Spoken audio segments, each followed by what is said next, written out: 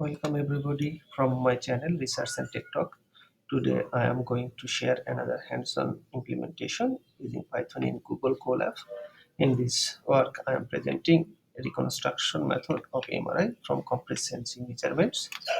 As we know, compressed sensing requires sparse data, therefore some sparse transformation is required.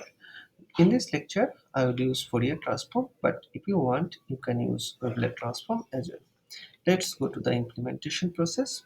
Since I have used Shapelov and Pro, that's I have stored in my hard drive. Therefore, you need to mount the Google Drive using the Colab with drive.mount command. Also, you need to use some header file to implement this process.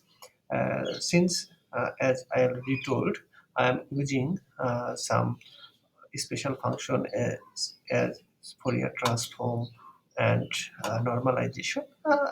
Since the normalization is optional, you can normalize data or not. So you need to use this function to implement the compress sampling method. Here is little bit difference. In compress sensing MRI, we don't have any built-in data type to sampling the original image or sampling the data.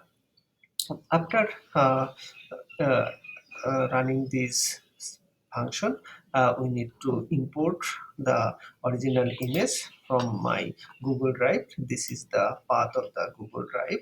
That one is located in skimage.io library functions.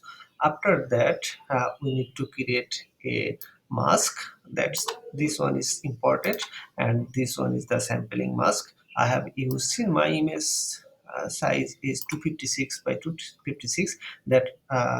That's why I have choose this size, and here I'm using the accelerator factor is 2. This is the sampling matrix. That means I'm considering half of the data compared with the original one. If we have total data is 100, then acceleration 2 means you consider only 50% of your data sets.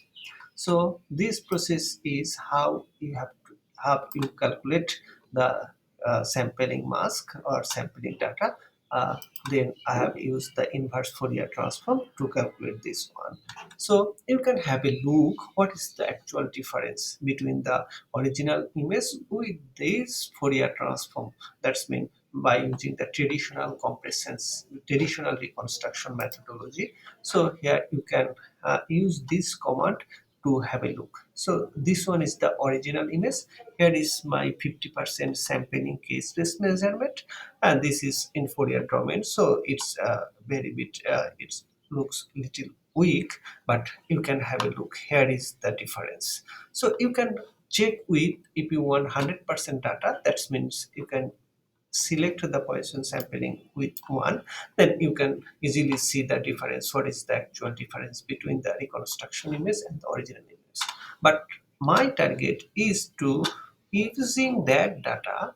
I want to reconstruction the image as close with the original. So in sparse transformation, one of the factor is you must have to use the regularization parameter. But since it's for beginner, I am not consider the regularization parameter. I have used simple iteration method. One more thing, this data is originally sparse. So if I use iteration method, it will provide me good result. But for data type that is not sparse, then you must have to use this sparse transformation as well as the regularization parameter.